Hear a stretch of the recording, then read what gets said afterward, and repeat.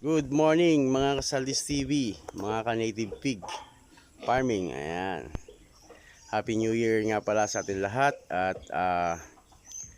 ngayong umaga guys, dito naman tayo sa ating native. Sikasuyin natin ngayon. Ayan. At tayo magpapaligo guys.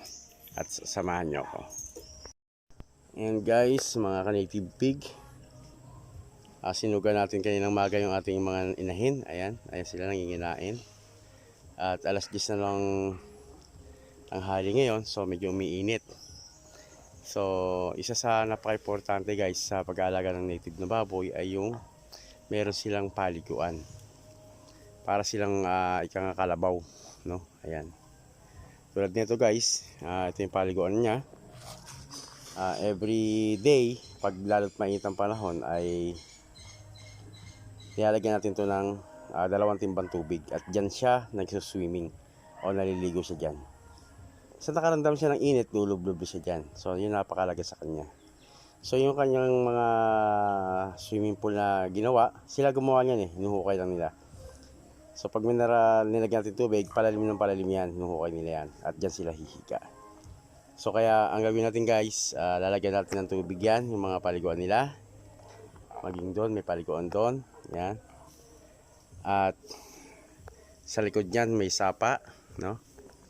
Yan, may ilog yan sa gilid yan, doon sa baba. So, yun guys, kukuha tayo ng tubig para ibuhos natin dito sa kanilang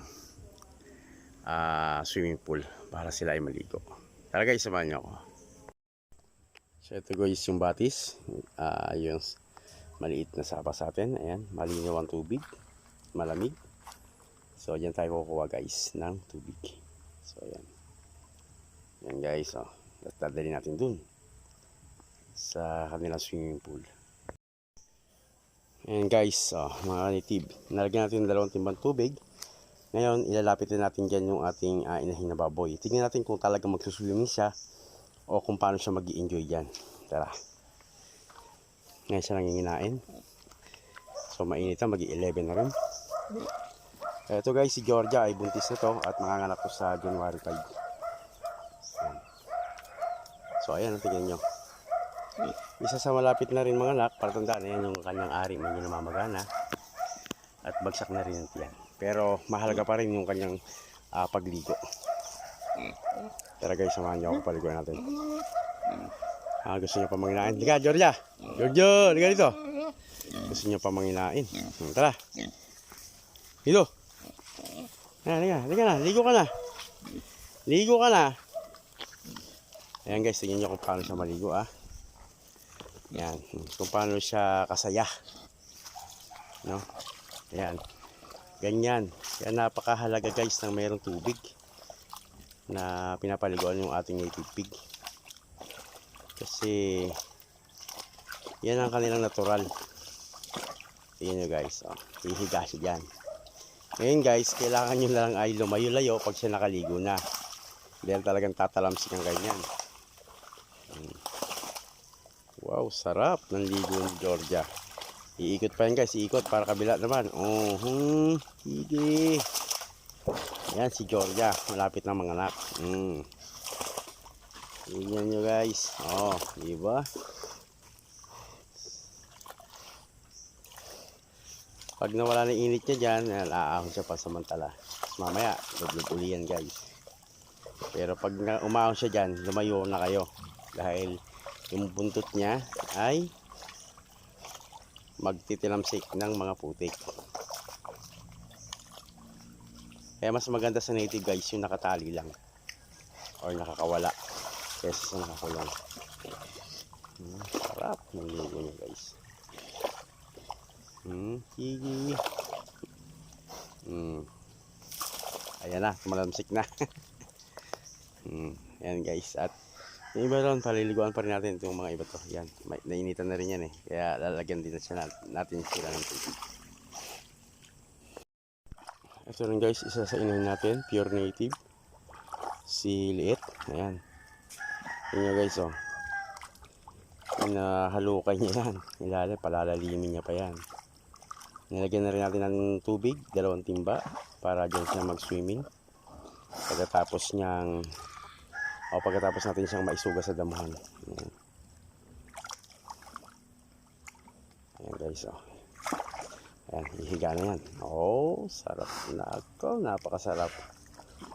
Ayan guys, kaya kailangan alam natin kung ano yung gusto ng native natin. Kung ano yung gusto ng ating mga alaga. Ayan guys, oh, sarap. Binabad niya yung tiyan niya. So, mamaya pa siya dyan magtatampisaw. Oh. Kakaskasin niya pa yung puwit niya dyan. Sa putik. Ayan na. Yan ang problema lang guys pag nagbibisik nga, lumayo na kayo. Yan. Gusto nyo pa mas malalim. Araw-araw guys yan ang ginagawa natin, lalo pag tag-araw o mahitong panahon, lalagyan natin ng tubig. Minsan mababaw lang, lagyan mo tubig sila na magpapalalim nun hanggang sa yun na maging ano nila, higaan nila. Ayan guys, oh, nag-floating na. Yun na. Hanggang sila kasaya. So, ayan. At ando si Georgia, umahon na. Kita nyo parang kalabaw yan, si Georgia. Ayan.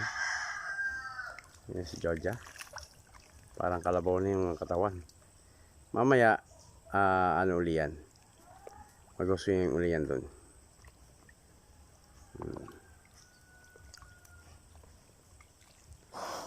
So, ayan. Yung isa naman, puntahan naman natin yung dalawa pa natin inahin doon. Tara guys, dito naman sa isang inahin.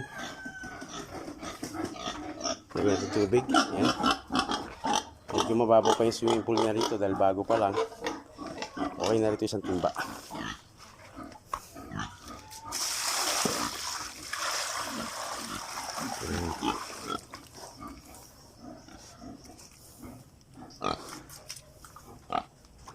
Medyo maiksi yung tali niya, kailangan natin habaan tali niya.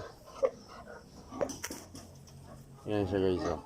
Manginginain muna siya at kanina kasi nakapaligo na siya, konting tubig, at mamaya pag nainitin yan, lulubog na lang dito yan sa ginawa nating swimming pool. Gusto niya mo lang manginain yung damo. At tara, punta tayo sa natin inahin. Ayun guys, oh, nag-swimming na siya. Ayan guys, nag-swimming na siya. Sarap na siya maligo guys. Tayo man eh, di ba? Mainit, kailangan maligo. Kaya punta natin guys. Kanina nahiya eh. Ayan, sarap ng higa oh. Di ba?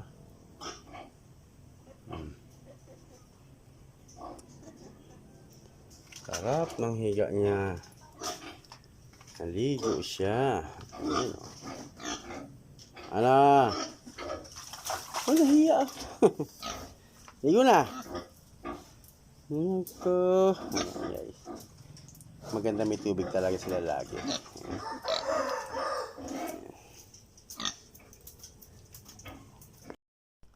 So ayan guys, yung isa natin inahin, bagong inahin.